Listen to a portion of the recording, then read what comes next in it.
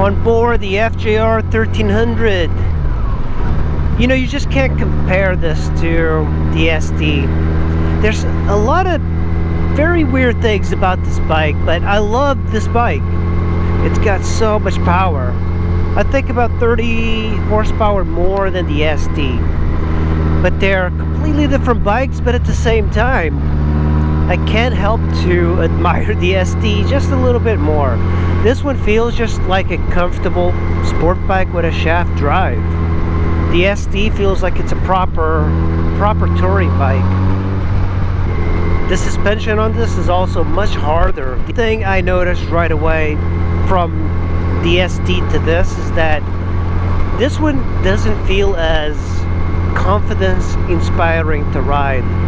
I feel like I'm struggling in corners. It's either because of the suspension or the wheels, or it feels just kind of way too powerful. I don't know, maybe it's just me. But also, one of the things that I don't like is the weight up top. In a previous video I mentioned that the weight is lower on the SD, but what I meant is that it's lower down on the bike. This bike has the weight so high on the top that when you're going around corners, you really feel that weight. The rear shock is also extremely hard. Any bike, and then hopping on the SD, you go, oh yeah, this is a freaking big bike. You don't get the same feeling getting on the FJR because it still has that svelte profile. It's a very narrow bike compared to the SD. As soon as you start riding the SD, I guarantee you're going to be faster on the SD than you are going to be on this bike. There's something to the handling that bike has that this one just does not. It feels like way more stable in corners. And I'm not really pushing this bike, but I've gone around corners, it's like, it feels like it just wants to kick out. And it's all in my head, I know, because I've seen Fjr1300 riders ride it, and they also love the FJR.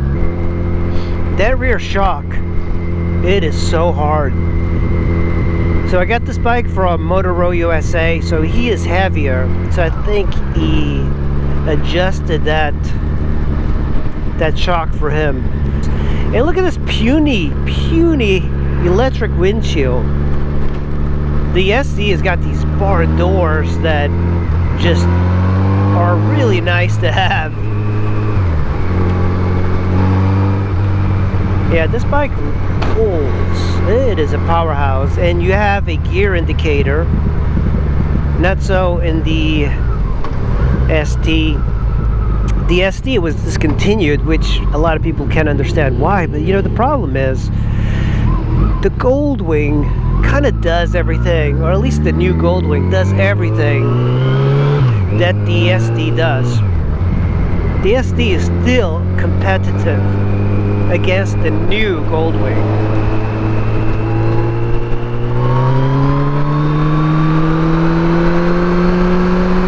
God damn, like these bikes, man. Oh yeah, this bike is way too hard than the suspension. You really feel the bumps on the road. I don't like that. I like the pleasure suspension. Like right here. Oh my god, you can crash on that. It's so hard. I have to. One of the downsides of riding in this, see, the bike kind of wants to stand up. It's not stable in the corners. It's stable, but not as much as the SD. That's what I should be saying, because, but I mean, the sound of this is so awesome. I'm gonna pull into the left lane here. Compared to the SD on the highway, you already know what's best on the highway. SD1300 just is much more comfortable. The wind just goes all around you. This one, if you're coming from a sport bike and you're like climbing on this, it's like, it feels like a touring bike. But the SD, that thing is next level luxury. I mean, the only thing that really compares is the new Goldwing, and I think that the SD1300 has got a an edge. Maintenance wise, this is much better. If you're a home mechanic, this is the bike for you. It's not like these bikes really need anything. Even the oil filter on the SD you can reach without removing plastic, but it's a little harder. This bike's oil filter is like on the left side. You don't even need to bend down. It's fully exposed. This one's got 17-inch wheels all around.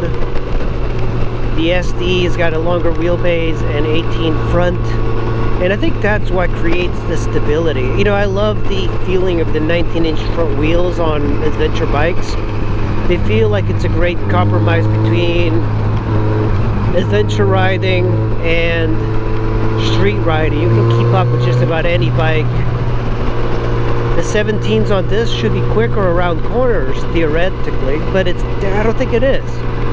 I think it's a harder bike to ride around corners. It's just not confidence inspiring. Like when you compare it to like a adventure bike, adventure bikes are, you hop on one, boom, you ride it really well. You hop on another one completely different, that as long as it's that position, and it's almost as if you don't have to get used to the bike. It's effortless. It's the same thing with the SD, like riding on it is effortless. This one feels like it requires a little bit more work to get used to.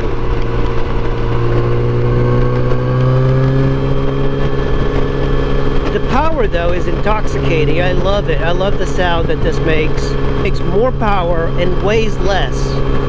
But at the same time, the Honda has the weight lower in the body, and I think that makes a big difference. Often I think, get a Hayabusa, get a Honda Blackbird, get an Fjr1300, and I think the only reason to get this over the Blackbird and Hayabusa is the shaft drive.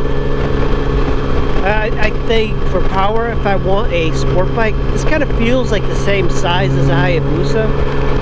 The Hayabusa's got crazy power, but this feels like it's got crazy power too. 140 horsepower. Oh my god, it's so abrupt. The power. I mean, you can feel this thing wanting to wheelie. And twisting the throttle on the SD was very smooth. I'm in second gear, of course. It feels like it's a missile. I've had the first gen FJR, and now I have this one, the second gen. And then I had an 03 St1300, and then I had the 04 St1300. I also had an St1100. And I hate to say it, but I prefer the SD over the FJR. So the suspension on this is definitely harder. It's more sport bike suspension. The SD felt like a Goldwing compared to this. But I believe that the suspension on the SD is just so good that it feels soft, because in corners it felt way more stable than this one. This bike, the throttle feels heavy. Everything about it feels kind of heavy. The weight is higher up. Everything feels less sophisticated. It feels like more of a VMAX. It's just like everything about the build quality is rougher. Not in a bad way, but like maybe you have to be a real man to really admire this bike. And I admire it. I love it. I love the power. I love like the way it makes you feel. The SD is boring compared to this bike. But there's something about that V4 engine may not get started on smoothness. The FJR, I have no idea how Yamaha is making these clunky transmissions. It shifts fine.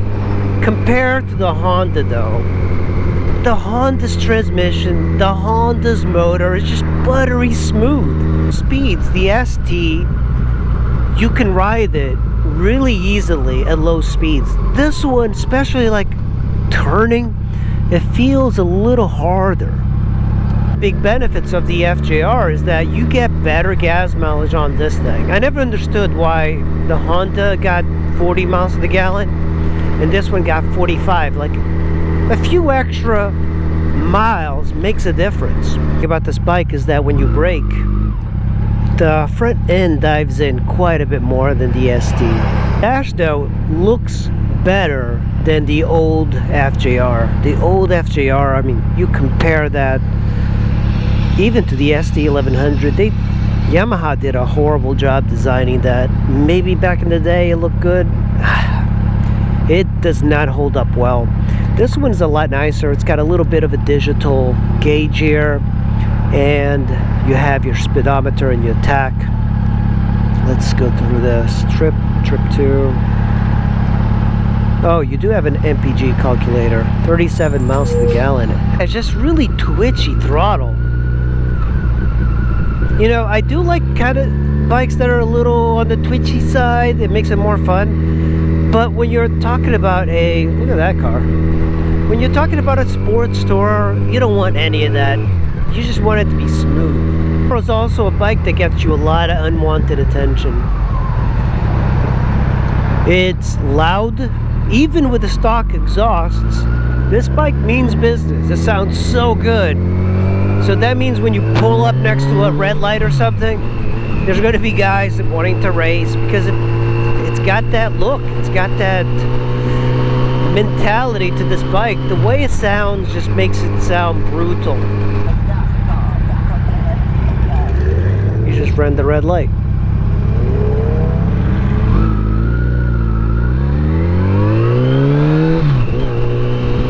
Hope you enjoyed this quick video. Make sure you hit like and subscribe, and I'll see you on the next ride. Thank you for watching.